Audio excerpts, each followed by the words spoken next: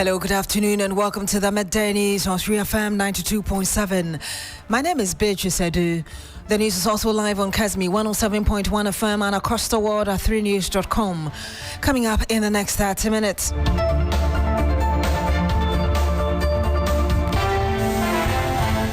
Office of Special Prosecutor charges former CEO of National Petroleum Authority Mustafa Abdul Hamid and 9 others over an alleged corruption scheme involving more than 280 million Ghana cedis.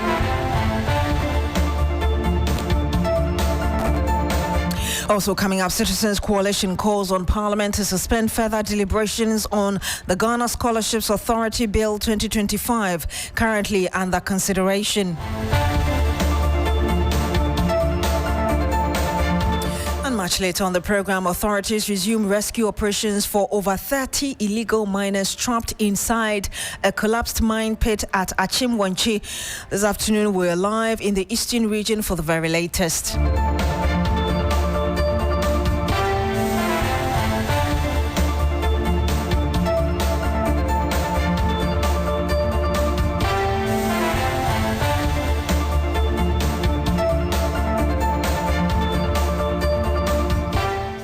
Thank you very much for joining us this afternoon. Now, the Office of the Special Prosecutor, OSP, has filed charges against Mustafa Abdul Hamid, former Chief Executive Officer of the National Petroleum Authority, NPA, along with 9 other individuals, including 3 companies, over an alleged corruption scheme involving more than 280 million cedis. The accused have been charged with multiple counts of extortion and money laundering before the High Court Criminal Division in Accra. The accused persons are Mustafa Abdul Hamid, like I just told you, former Chief Executive Officer of the NPA, Jacob Kwabena Amwa, coordinator of the Unified Petroleum Pricing Fund at NPA and managing director of 3 corporate entities, Propnest, Kel Logistics and King's Energy. Also, Wendy Newman, NPA staff, Albert Ankra, Director, Kel Logistics Limited, Isaac Mensah, Director, Kel Logistics Limited, Bright Bediako Mensah, Director, Kel Logistics and King's Energy Limited. Also, Kweku Abwajiakwa, Director, King's Energy Limited. Also, like I just told you, Propnest Limited, Kel Logistics Limited, King's Energy Limited. Let me say that we'll be speaking to Mr. Adam Senano very shortly on this, but let me bring you just a bit more as regards what the Special Prosecutor said in that statement published earlier today. It says the charges stem from investigations initiated by the OSP in late 2024 into alleged unlawful conduct, including the diversion of public funds and collusion with oil marketing and bulk distribution companies. The OSP statement said that between December 2022 and 2024, the first 3 accused persons, Mustafa Abdul Hamid, Jacob Kwabena Amwa, and Wendy Newman, allegedly orchestrated and operated a criminal extortion scheme. Through the scheme, they unlawfully collected 280 million Ghana cedis, 516,127.19 from petroleum transporters and oil marketing companies. The OSP alleges that the scheme, initiated by Abdul Hamid and implemented by Amwa and Newman, lacked any lawful mandate and exploited their positions within the NPA. The Special Prosecutor, Kisia Jabin, held a news conference last month at which he announced charges will be filed in relation to this matter, and we'll be bringing you that sound very shortly. But let's connect to co-chair Citizens Movement Against Corruption, Adam Senano, who joins us live on the phone. Good afternoon to you, sir. Thank you very much for joining us. Good afternoon. The OSP at its last media engagement spoke about the issue, and today the office has filed charges. Let me first get your initial reaction to this. Well, the caliber, stature of those involved, is shocking. One was not expecting that at the highest echelons of the MPA, you would have anybody who would be directly linked to things like this. But yet again, kudos to the OSP. Because if you understand the nature of this particular activity, it would not normally be picked up by internal nor external audits, because what it means is that the regular charges and payments were made. But beyond that, persons were demanding additional payments. So unless you got a whistleblower or somebody with a patriotic interest, you're unlikely to get this kind of information. So kudos to them. Shocking to identify the kinds of persons involved. And hopefully we'll be able to retrieve and make sure these monies are given back and used for the state. And indeed, per the statement of the special prosecutor, we saw that it seems investigations might have started from 2022 or between 2022 and 2024. And already the statement also telling us that it has been filed at the High Court. That presupposes that the special prosecutor is perhaps armed with some important evidence, as it were, against these individuals and companies.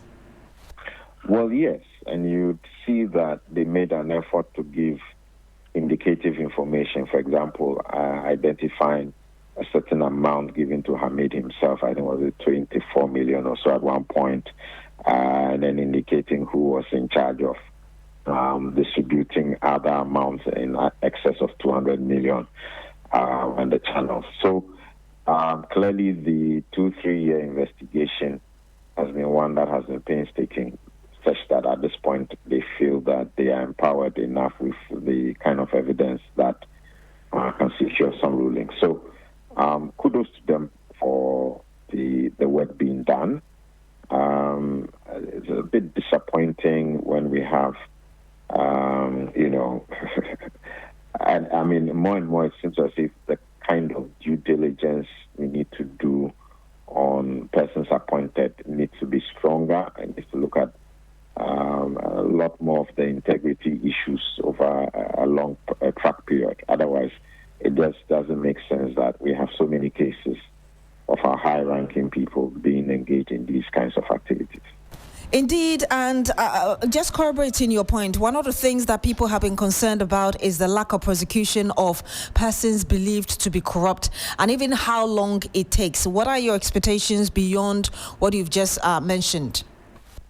Well, it's one of the reasons why I have been calling for specialized courts. Earlier this year, I was a speaker at in Kenya, where they launched their Kenya Integrity Plan. It's a version of our National Anti-Corruption Action Plan.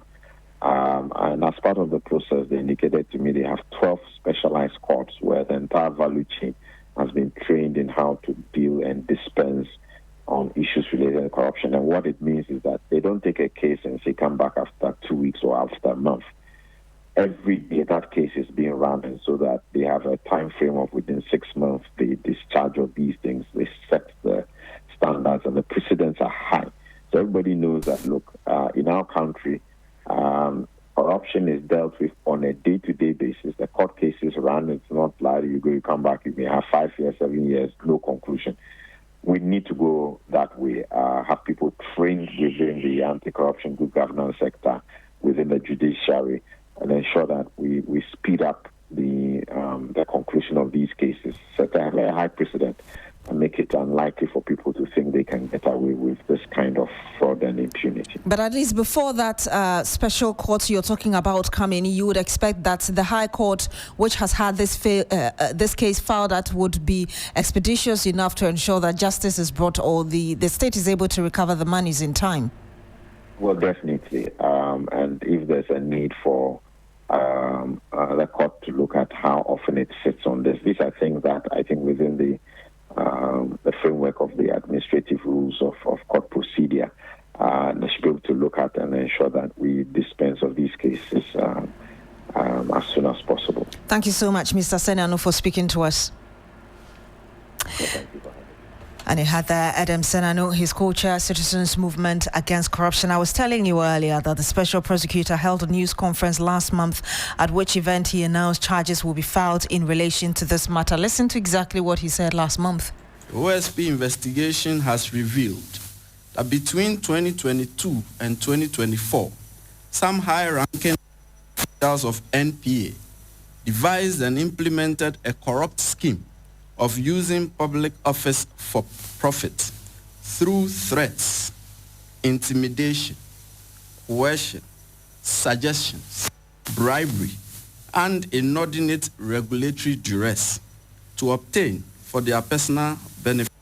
As at the close of business on 30 May 2025, the OSP had uncovered, through tracing and trailing, an amount of 280,516,127 cedis and 19 pesos, being proceeds of the corrupt scheme, some of which has been used by the perpetrators to acquire identified and traced apartments, suites, houses in country and abroad, 22 fuel haulage trucks, and the incorporation, acquisition, and operation of oil marketing companies to compete with the oil marketing companies they were regulating. The OSP, before the end of June, would file criminal charges against the first batch of the perpetrators and complicit oil marketing companies and their officials. Upon filing, we will brief you in detail in respect of who did what, who acquired what, and what has been recovered. And you had the Special Prosecutor Kisia Jabing at that press conference last month, which has been acted upon, as in he filing the charges against these individuals at the High Court. Some 11 minutes past the hour of 12. When we come back, we'll tell you why the Citizens Coalition, a group comprising prominent civil society organizations and distinguished public figures, has called on Parliament to suspend deliberations on the Ghana Scholarships Authority Bill 2025. Stay with us.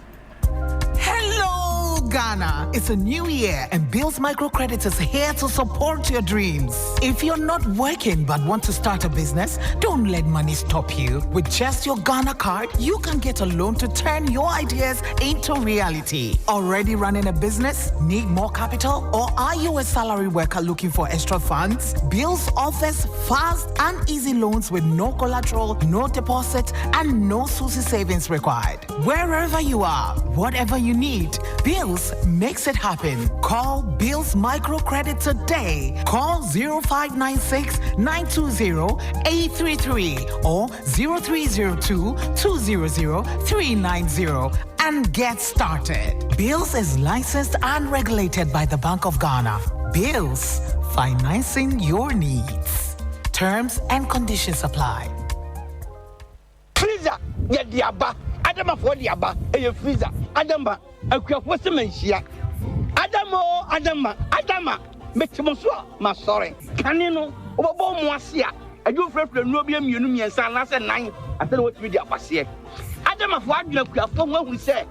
Yet the Druba Cope, a ship will be a high technology. I could for freezer. When Kwan, and once open your 15 letters.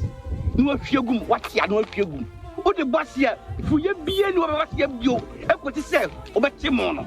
Then we sure say, mention Tassia.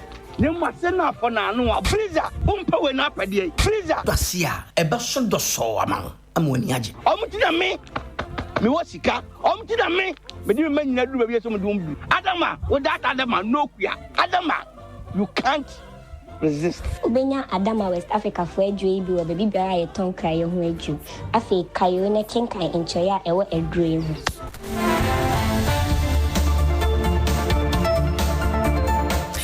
And you're still here on the Midday News on Shui FM 92.7. Thank you very much for staying. Now, the Citizens Coalition, a group comprising prominent civil society organizations and distinguished public figures, has called on Parliament to suspend further deliberations on the Ghana Scholarships Authority Bill 2025, currently under consideration.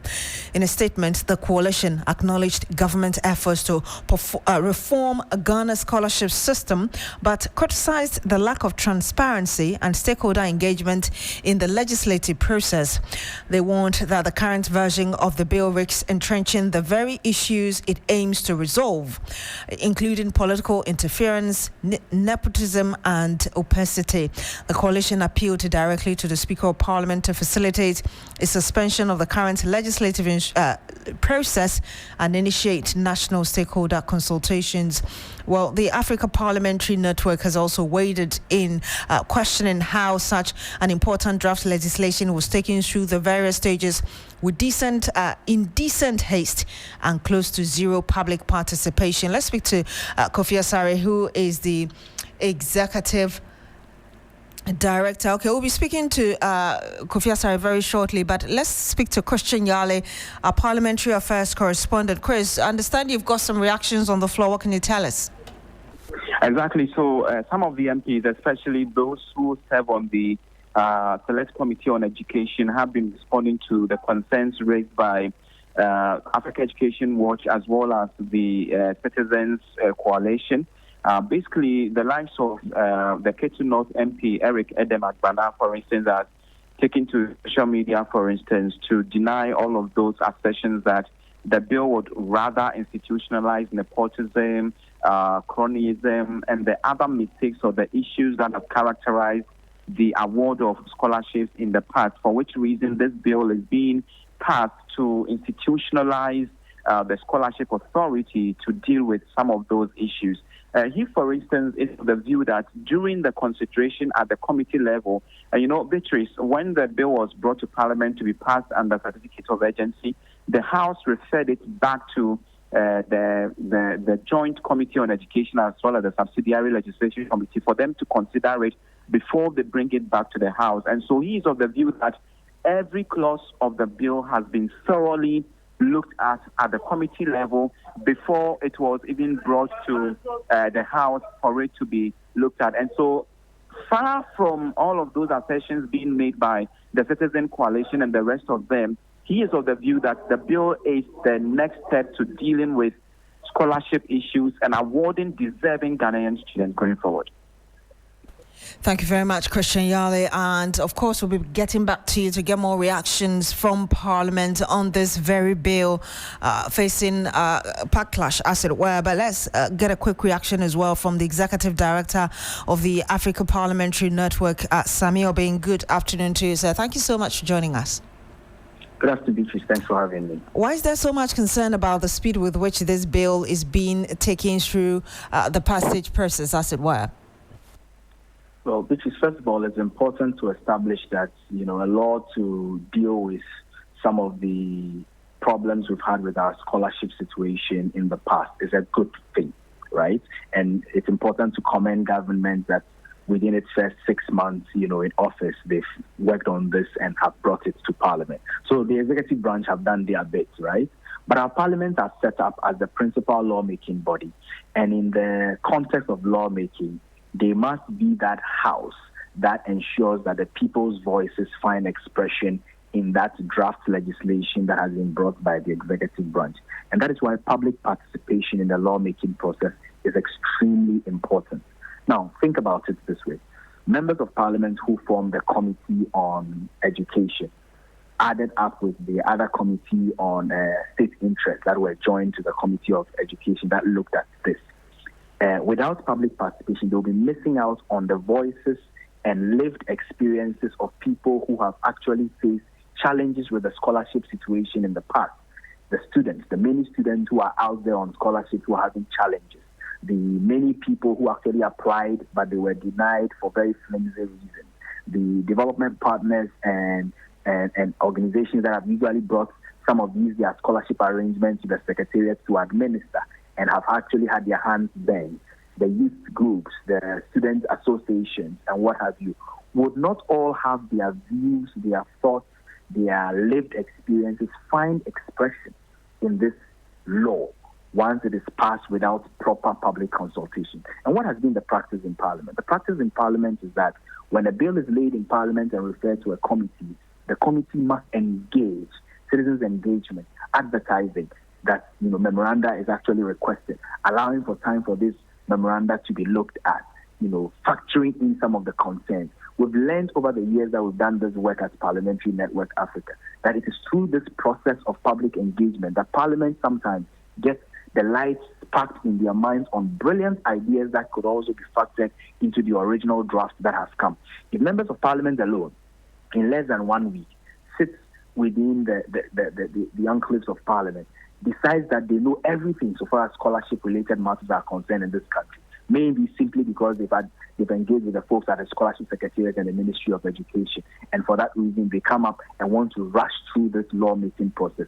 Then we would eventually hit a snag in the future when we get to realize that there are specific things in the bill that did not, or in the acts that were not factored in properly. All we are asking for is that this is a good act or a good bill.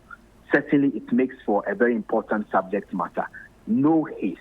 Let's take our time. Let's reflect on the various provisions. Let's ensure that it is made waterproof. Let's make it tighter so that by the time it gets passed, it will be seen as a good law, having emanated from the ministry, but also having been given better expression by the Parliament of Ghana. So the concern is that the bill has not been allowed to be scrutinized properly?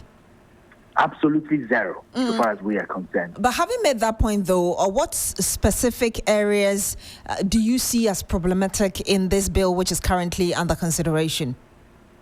Beatrice, you see, there's a thing for why there is a need for multiple stakeholders. You see, the bill, there have been many bills that I have actually had the opportunity to look at and work with, so far as our work at Parliamentary Network is concerned. There are times when, on the face of it, when it comes in, it looks like a brilliant piece of draft legislation, only for some stakeholders who have nuanced details and ideas around some of the areas come to look at it and are able to point to specific, things. So as it is now, the bill as has been presented, our concern as Parliamentary Network Africa, and of course we are not experts in scholarship administration and all of that, but what we know from being experts in parliamentary practice and procedure is that allowing an opportunity for diverse stakeholders to take time to reflect and to provide viewpoints on these matters makes it better for all of us. Yes, I get that. So I'm just asking whether you've seen certain specific clauses or items in there that you think will not be good, that you think should be subjected to the public scrutiny that you talk about.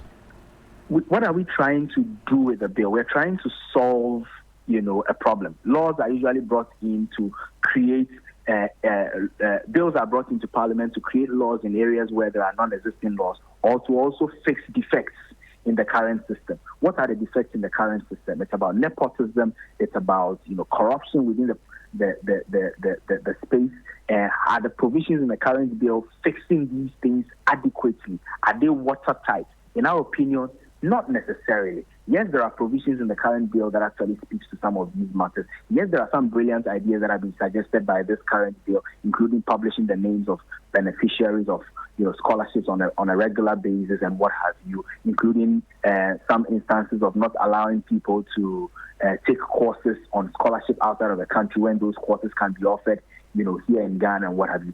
Some brilliant ideas are in there. We are not saying that this is a bad law in the proper sense of the word. We are only saying that we are better off when we are able to congregate all of the best minds around this subject matter to aid Parliament in ensuring that their role of refining draft legislation that come to them is played efficiently and effectively. We'll have to end it here. Thank you very much, Samuel Bain. He's Executive Director for the Parliamentary Network Africa. Thank you so much for sharing your views with us. Now, local authorities have resumed rescue operations for over 30 illegal miners trapped inside a collapsed mine pit at Akyem Wenchi in the Denkyembour District of the Eastern Region. The incident occurred on Wednesday when the pit caved in, killing 3 miners and leaving another in critical condition at the hospital. Initial rescue efforts were suspended after security officials faced resistance from angry residents protesting the operation. Let's speak to our regional correspondent Yvonne Nekwe, who's currently on site. Yvonne, can you confirm whether rescue efforts have fully resumed, like I just insinuated, and whether there have been any survivors brought out? Well, Beatrice, indeed, rescue effort has begun. It actually began early this morning. The locals are leading the way, but unfortunately, they haven't been successful in probably getting any of the miners, whether alive or dead. All they have been able to see are skeleton boots of the people who were working here at the mine site. The place is a bit hostile. Of course, you can understand because of the nature of the death that has been recorded. As I speak to you, there's a standstill because there hasn't been any agreement between NADMOL officials, the residents themselves, as to the best equipment or technology to use to continue the exercise. And so we're just hoping that probably the next few hours they will jaw and then get the right best way to do it and then continue the efforts here. Indeed, they're hostile, but at least there's one step forward, which is that they've allowed the operation to start. But are you able to tell us what convinced them to allow this in the first place? Well, for them, they believe that in as long as human beings are involved, whether they are indigents or not, they need to help in their rescue efforts. They're hoping that the traditional authorities coming as quickly as possible and possibly pour some libation. You do know that in areas like this, tradition culture is so much ahead, especially when we're dealing with water bodies and the land in which they are working. So all of these things are parts of the Jojo they're engaging in to ensure that the traditional authorities coming, libation as sport, and then the rescue efforts do continue. Large crop of youth here hoping to see how the rescue efforts go. But unfortunately, I'm yet to cite any of the policemen here as we saw in the videos yesterday. In the meantime, though, aside from the resistance, which is kind of waning from the people in the area, are there any major challenges to this effort that you see? Well, the only major challenge is which of the best way we should go among stakeholders here, the locals, the NADMO, the district assembly. That is the only challenge here. If they do not have an understanding of the best way, then it means that probably it might come to a halt and probably they will have to continue the next day. Thank you very much, Yvonne Nekwe. She's our correspondent in the Eastern region. Now, as part of efforts by the Ministry of Education and the Ghana Education Service to expand the GES Lively Minds program nationwide, the Director General of the Ghana Education Service, Professor Ernest Kofi Davis, has admonished parental and community involvement to ensure the program is sustainable. Professor Davis says the Ghana Education Service will ensure that all the necessary resources and skills are available for the benefit of children. The GES Lively Minds program is an early childhood education program that is being implemented across 8 regions within the northern belt of the country with 64 districts and 3,500 communities. Let's engage Christopher Mwako. He's a man in that part of the country and he's also been following this program. Chris, tell us about the program by the GES and how young pupils are expected to benefit from it. Yes, so Beatrice, we know that parents are drivers of the development of their children. And so what the Lively Minds program seeks to do is to engage parents, let them take their children through some level of early childhood training, such that they will be able to respond quickly to what their parents teach them, besides what they learn in school. So these parents are engaged, they go to school, they use local and traditional methods of getting these children to understand some basic child development issues. And so since the establishment or the initiation of this particular program, the mothers have been taking their children through, they go to the schools, they take them through some plays and some simple identification methods so that they'll be able to catch up with what is being taught in school. And so the program in the northern region has been impactful as more communities are beginning to adapt this strategy in getting their children's attention when it comes to teaching and learning. The Northern Regional Director of Lively Minds has been engaging the media. Let's take a listen to what she's been saying about the program. What the program basically seeks to gain is the fact that we believe that parents are the sleeping giants to education, especially early childhood development of their children. And we believe that once these sleeping giants are awoken from their sleep, there is a lot of power and potential they wield that can help in the education of their children. And as we have seen today, mothers who are mainly illiterate have been empowered to deliver teaching and learning using CLRs in the classroom, supporting the KG teachers. And this could only be achieved through the partnership with GES, because the schools belong to the Ghana Education Service, the teachers belong to the Ghana Education Service, but there is this gap that prevents parents, which are mindset gaps. The parents do not believe that they have the power to support the education of their children, because they think because of poverty, because they are not educated. And so what this program seeks to do is to empower these parents and build their confidence to believe that they can contribute to the education of their children and make their children successful and give them a better future. And you had the Northern Regional Director of the GES's Lively Mind program speaking earlier, and also you heard our correspondent Christopher Amwako. My name is Beatrice Edu. Thank you very much for joining us today. Log on to srinews.com for more news. Coming up next is Business Daily with Michael Obudu.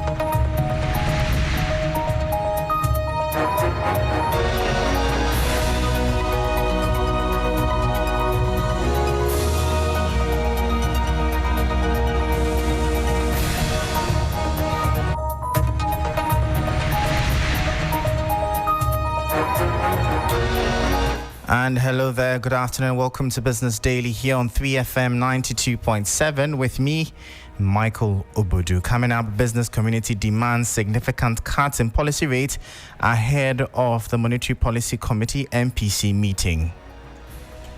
In policy rate to curb inflation. So if inflation has dropped, we expect that policy rate must also drop.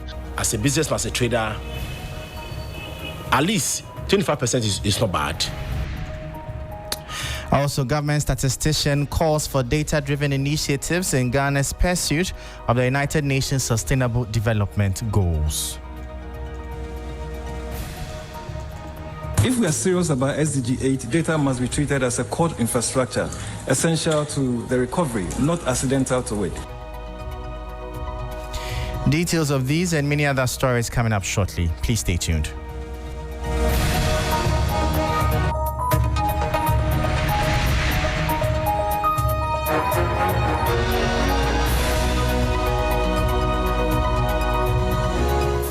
Thank you so much for your time, and straight into our top story. And the Abosokai Spare Parts Dealers Association has called on the Bank of Ghana's Monetary Policy Committee MPC to reduce the policy rate to reflect key economic indicators. Head of Communications Tichi Ado, in an interview with 3 Business ahead of today's MPC meeting, highlighted despite an inflation rate of 13.7%, lending rate remains high, making Ghanaian businesses uncompetitive. Dollar is 10 cedis, but our problem is the exchange rates. Now, the these guys, they are holding the dollar now. Policy rate, 28% at the central bank. It's another major problem. Dr. Johnson Esiama tried to reduce the policy rates so that it will reflect at the interbank's rate. 30, 35%, 40% is too high. As a businessman, as a trader, at least 25% is not bad. Because we are Ghana, we are battling to pay our debt. You understand? So you can't take all the cake from the government. At least we need to make sure we need to pay some of our debt. So at least 25% will do. 25% to compare the interbanks so that their interest rate, at least you understand, will come a little bit. That was Head of Communications for the Abosokai Spare Parts Dealers Association, Tichi Ado, speaking. Meanwhile, the Ghana Union of Traders Associations, GUTA, has called for a significant reduction in the policy rate, citing a decline in key determinants. According to Director of Communications, Joseph Paddy, the current economic indicators warrant a cut in the policy rate to support businesses. As we stand now, I think the rate is what we have a challenge. We don't know the kind of rate they're going to come out with. But most times when MPC comes out with their rate, it doesn't have impact on the commercial rate, banking rate. So we want to find out what is the cause, why that's raising. Because as it stands now, inflation has dropped to almost about 13%. And they were using the policy rate to curb inflation. So if inflation has dropped, we expect that policy rate must also drop. That's our expectation tomorrow. But when policy rate drops, commercial banks rate, the interest rate stands where it stands. So that's our difficulty, because we were thinking that it will have a positive impact on our interest rate. But most time we don't see that. So we'll be looking forward to see that as much as we see policy rate coming down, it must reflect on our interest rate from the commercial banks. And that was Joseph Paddy. He's the Director of Communications at the Ghana Union of Traders Associations, GUTA. Now, government statistician Dr. Alhassan Idrisu has emphasized the crucial role of data in Ghana's pursuit of the United Nations Sustainable Development Goals, SDGs. Speaking on behalf of Ghana at the High-Level Political Forum on SDGs in New York, Dr. Idrisu highlighted the country's challenges, particularly unemployment amongst women and youth, which he noted has created a dignity gap. The 2025 SDG report paints a sobering picture on SDG 8, and that should concern us all. Ghana prioritized the 5 high-impact targets, with decent work and inclusive growth at the core. Unemployment remains high at 14.7%, and youth joblessness exceeds 25%. Over 70% of our labor force, mostly women and young people, remains in the informal sector. This is not just a jobs gap, it's a dignity gap. We have also embedded job creation in our monetary policy objectives through the Bank of Ghana. Since 2022, we have produced quarterly labor statistics. This year, we are launching a national survey on skills mismatches to align training with demand. Our compass for this transformation is data. If we are serious about SDG 8, data must be treated as a core infrastructure, essential to the recovery, not accidental to it. Let us act, not just commit. In these 5 years, the future of work and dignity of workers depend on this action. You heard the government statistician Dr. Alhassan Idrisu speaking. In a related development, the Ghana Revenue Authority has received strong recognition at the 45th annual meeting of technical conferences of the Commonwealth Association of Tax Administrators in Port Moresby, Papua New Guinea. GRA Commissioner General Anthony Kwesi Sapon led Ghana's delegation and moderated a flagship session on implementing global tax standards while preserving national interest. This report has more. The conference brought together senior tax administrators and policy leaders from 47 member countries to discuss pressing global tax issues and share country-level innovations. Mr. Sapon emphasized the need for balance between global frameworks and national interest, highlighting the challenges faced by emerging markets in remaining internationally compliant while protecting national revenue bases. Discussions during the session focused on key issues such as adaptation of the base erosion and profit shifting measures, treatment of digital services taxation, the capacity gaps in lower income countries, and the role of domestic resource mobilization in achieving sustainable development goals. Ghana's delegation actively engaged in technical panels and bilateral discussions, sharing the country's experiences and innovations, including the implementation of the 2023 to 2026 medium-term revenue strategy and the national tax education strategy. The GRA's participation underscores Ghana's growing role in global tax reform dialogue.